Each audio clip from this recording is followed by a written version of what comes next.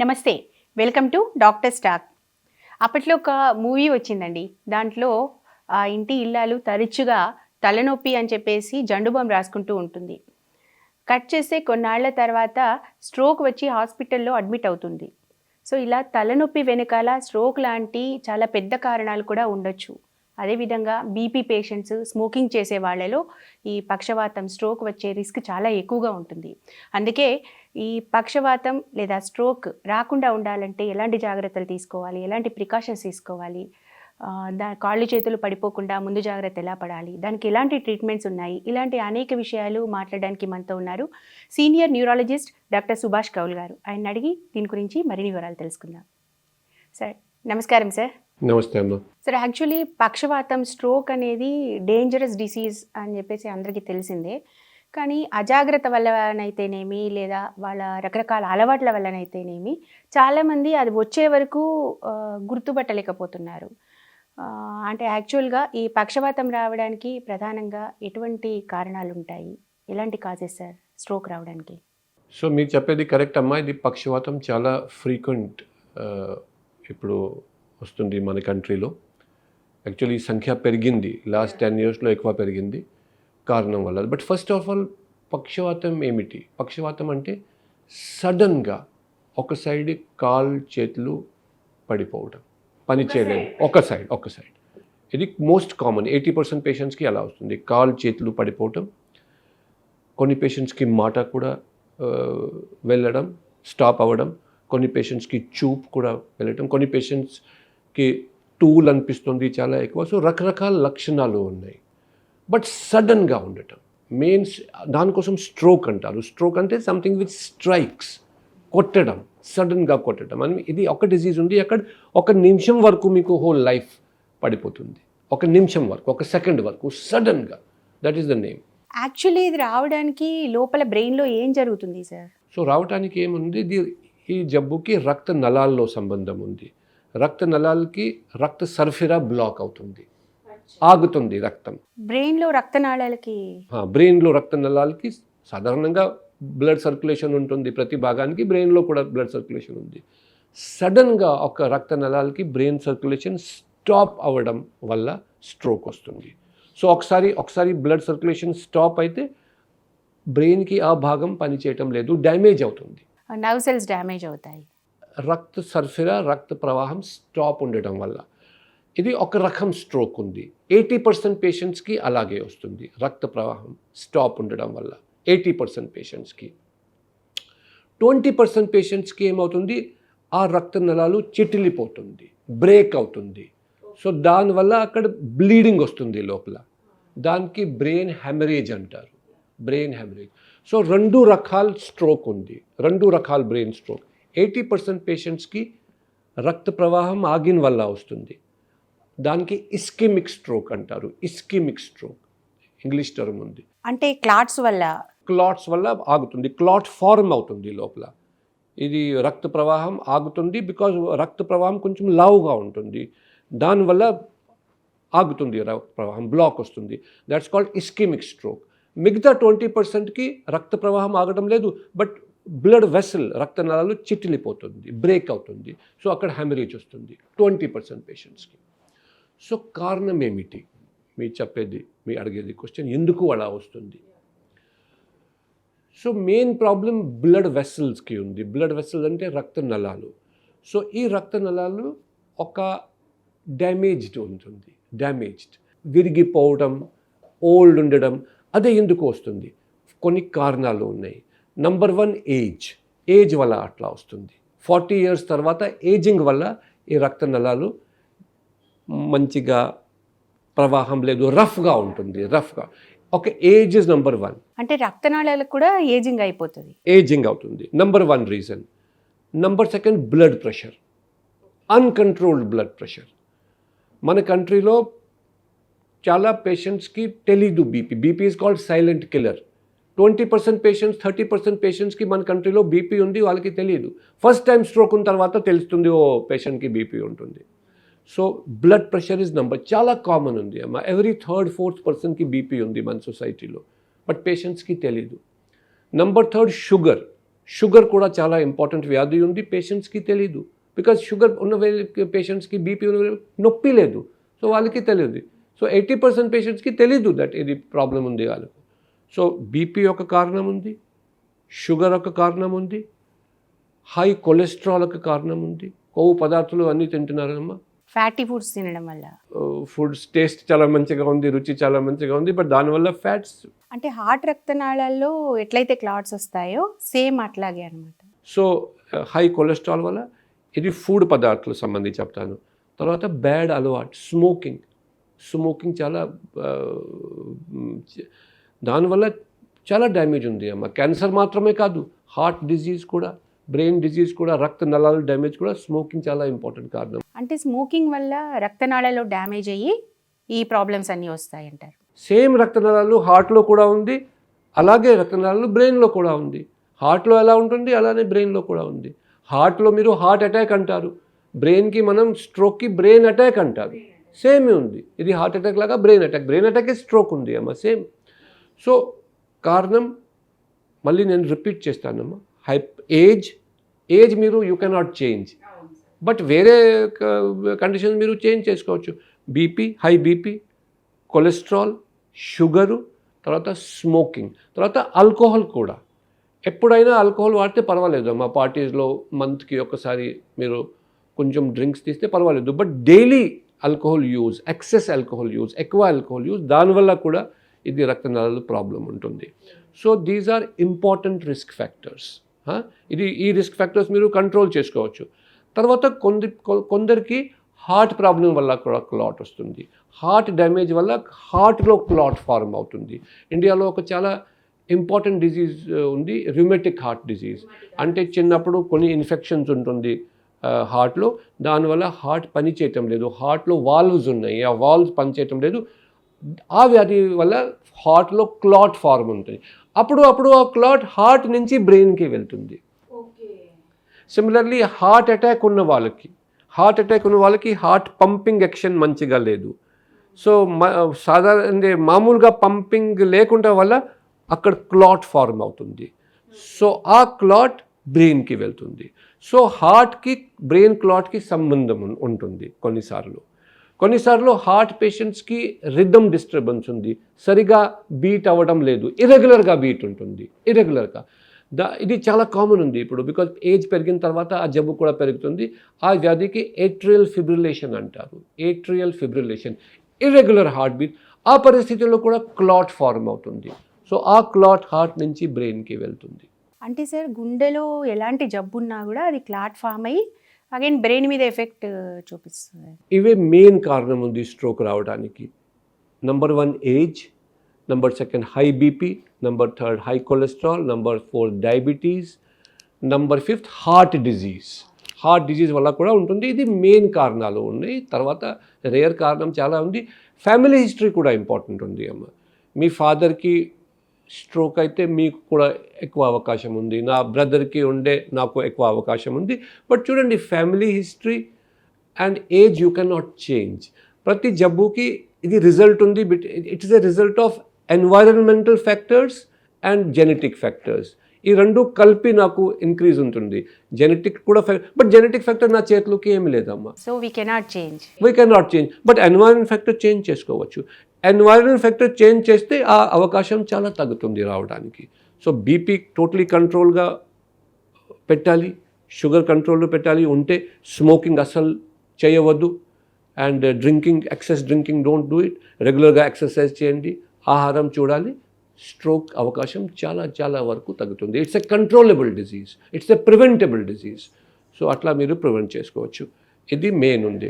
Stroke వచ్చినప్పుడు ముందుగా గుర్తించాలంటే, అంటే యాక్చువల్లీ ఏదైనా జబ్బు వచ్చినప్పుడు దాన్ని ముందుగా గుర్తిస్తే కరెక్ట్ ట్రీట్మెంట్ అందించగలుగుతాం కదా.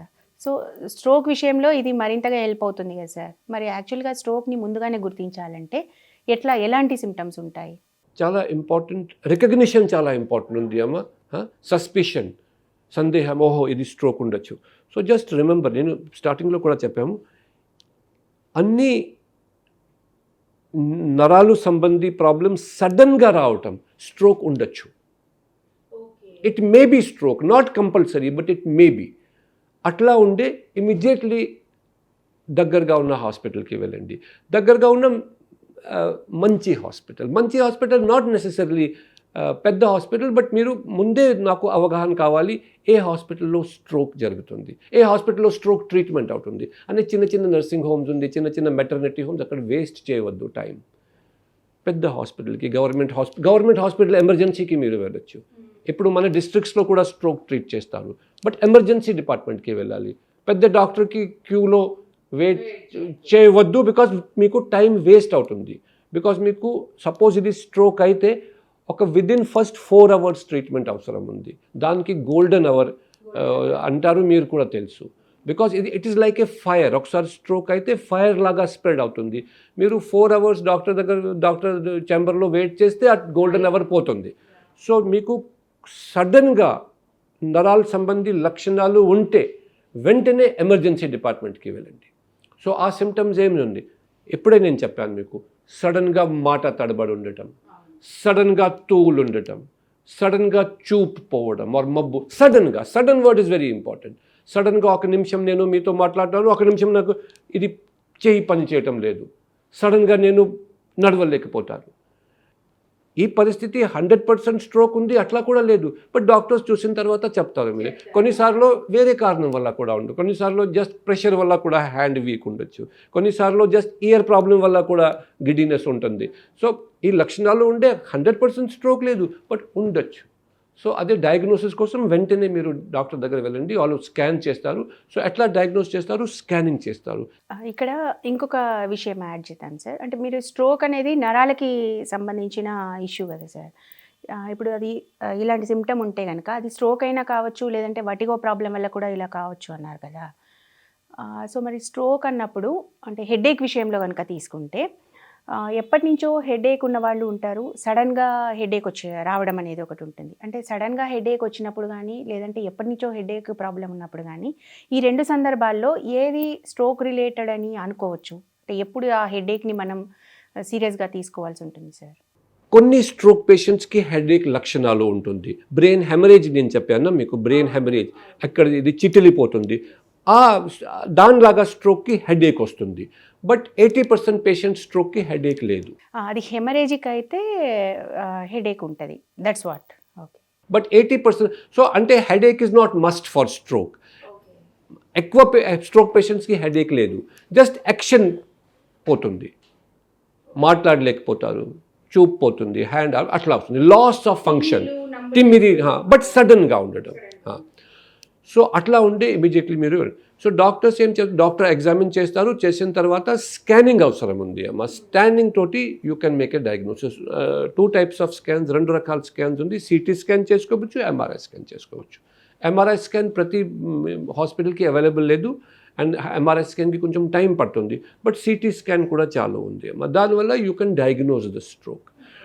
తర్వాత దానివల్ల మీకు తెలుస్తుంది ఇది స్ట్రోక్ ఉందా లేదా, నెంబర్ 1. తర్వాత ఏ రకాల స్ట్రోక్ ఉంది, ఏ రకం స్ట్రోక్ ఉంది, ఇది హెమరేజ్ స్ట్రోక్ ఉందా, బ్లీడింగ్ స్ట్రోక్ ఉందా, లేకపోతే క్లాట్ స్ట్రోక్ ఉందా అనేది దాంతో పాటు తెలిసిపోతుంది.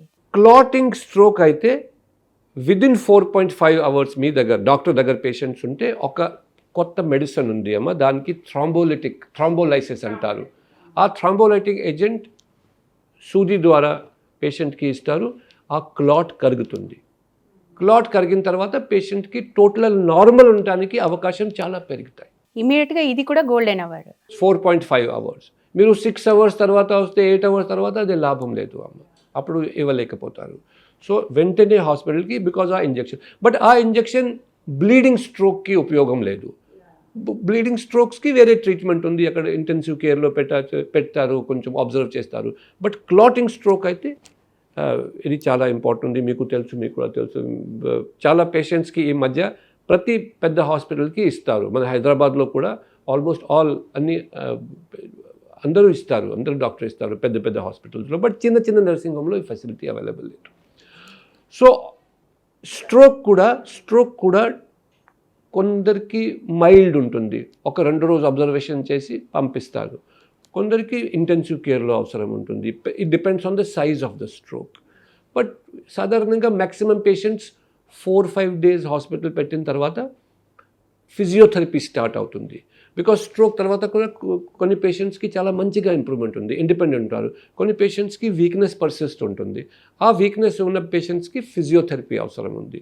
సో బట్ ఫిజియోథెరపీ కోసం మీకు హాస్పిటల్కి అడ్మిషన్ అవసరం లేదు. 3-4 డేస్ తర్వాత డిశ్చార్జ్ చేస్తారు. అండ్ అప్పుడు మీకు 2 months 3 months వరకు ఫిజియోథెరపీ ఉంటుంది. అండ్ చాలా ఛాన్సెస్ ఉంది 50-60% పేషెంట్స్ మళ్ళీ రికవర్ అయిన తర్వాత వర్క్కి రిటర్న్ చేస్తారు. బట్ ఎందుకు స్ట్రోక్ వచ్చింది, మళ్ళీ రాకుండా ఏం చేయాలి, చాలా ఇంపార్టెంట్ ఉంది. దానికోసం కొన్ని టెస్టింగ్ చేస్తారు. ఒక ఈసీజీ చేస్తారు, ఒక గుండె సంబంధి టెస్టింగ్ చేస్తారు. గుండెలో ఫాల్ట్ ఉందా లేదా, గుండెలో ఫాల్ట్ అయితే గుండె సంబంధి మందులు ఇస్తాం. మళ్ళీ రాకుండా సపోజ్ ఫిబ్రిలేషన్ నేను చెప్పారు, దానికి వేరే మందులు ఉంది.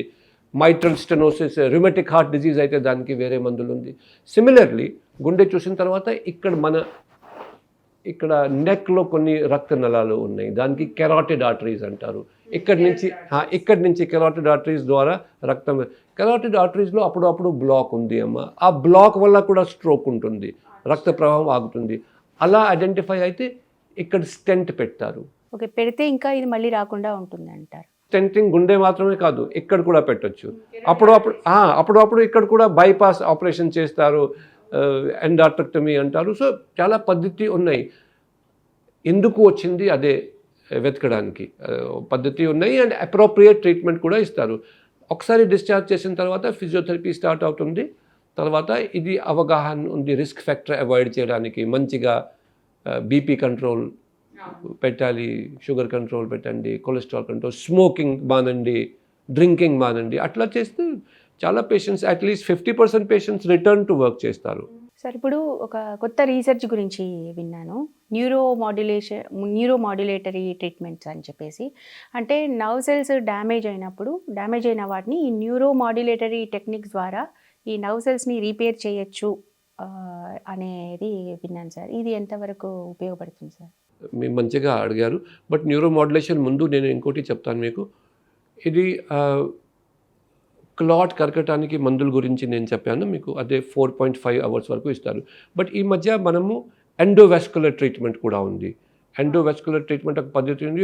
ఒక వైర్ పెట్టారు లోపల, ఒక వైర్. ఆ వైర్కి క్యాథెటర్ ఉంది. ఈ వైర్ బ్రెయిన్ రక్త నలాల నుంచి బ్రెయిన్ వరకు పోతుంది. క్లాట్కి పుల్ చేస్తారు బయట. అచ్చా, క్లాట్ తీసేస్తారు వైర్ వల్ల. అండ్ దానికి ఎండోవాస్కులర్ ట్రీట్మెంట్ అంటారు. You can do up to 24 hours, 24 గంటల వరకు ఆ పద్ధతి అవైలబుల్ ఉంది. 24 స్ట్రోక్ వచ్చిన తర్వాత.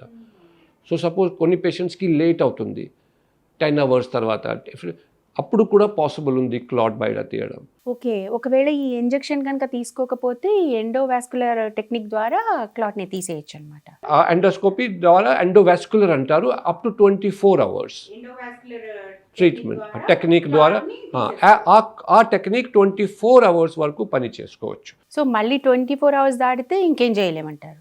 తర్వాత కొన్ని మీరు న్యూరో మాడ్యులేషన్ కూడా చెప్తాను. బట్ బిఫోర్ దాట్ కొందరికి అక్యూట్ స్ట్రోక్లో చాలా వాప్ ఉంది లోపల బ్రెయిన్లో. ఆ వాప్ అయితే కొన్నిసార్లు న్యూరో సర్జరీ ఆపరేషన్ కూడా అవసరం ఉండొచ్చు అమ్మ. బికాజ్ వాప్ ఎంత ఎక్కువ ఉంది, పేషెంట్కి స్పృహ కూడా డౌన్ ఉంటుంది. ఆ పరిస్థితిలో బతకడానికి న్యూరో సర్జన్స్ ఒక ఆపరేషన్ కూడా చేస్తారు. That is called hemicraniectomy. అది కూడా అవసరం ఉంది అప్పుడు. సో మీరు అడిగేది న్యూరో మాడ్యులేషన్ ఉంది అమ్మ, అది రిహాబిలిటేషన్లో యూజ్ చేస్తుంది. సో రిహాబిలిటేషన్లో అంటే మళ్ళీ యాక్షన్స్ రావడానికి, మళ్ళీ నడవటానికి, మళ్ళీ స్పీచ్ కోసం ఒక మిషన్స్ ఉంది. ఆ మిషన్ వల్ల బ్రెయిన్కి స్టిమ్యులేషన్ చేస్తారు ఎలక్ట్రిసిటీ ద్వారా. That is called neuro modulation. And ఒక కొత్త పద్ధతి ఉంది ఇప్పుడు, transcranial magnetic stimulation. So magnet ద్వారా స్టిమ్యులేట్ చేస్తారు బ్రెయిన్కి. దానివల్ల అక్యూట్ ట్రీట్మెంట్ కాదు, but it is for rehabilitation, ఫిజియోథెరపీతో పాటు. అదే కూడా ఇప్పుడు కంప్లీట్ రీసెర్చ్ ఇప్పుడు వస్తుంది. ఇప్పుడు అట్ ప్రజెంట్ ఇది రీసెర్చ్ మాడ్యులిటీ ఉంది, పూర్తిగా జనరల్ యూజ్లో లేదు. బట్ చాలా హోప్స్ ఉంది న్యూరో మాడ్యులేషన్ ద్వారా. చాలా ఫిజియోథెరపీ, చాలా రిహాబిలిటేషన్ అవకాశం ఉంది పేషెంట్కి పూర్తిగా యాక్షన్ రావడానికి. సో కొంతవరకు అయితే హోప్ ఉంటుంది అంటారు? హోప్ ఉంది, చాలా హోప్ ఉంది, మంచిగా హోప్ ఉంది. Okay sir, thank you so much sir. నమస్తే.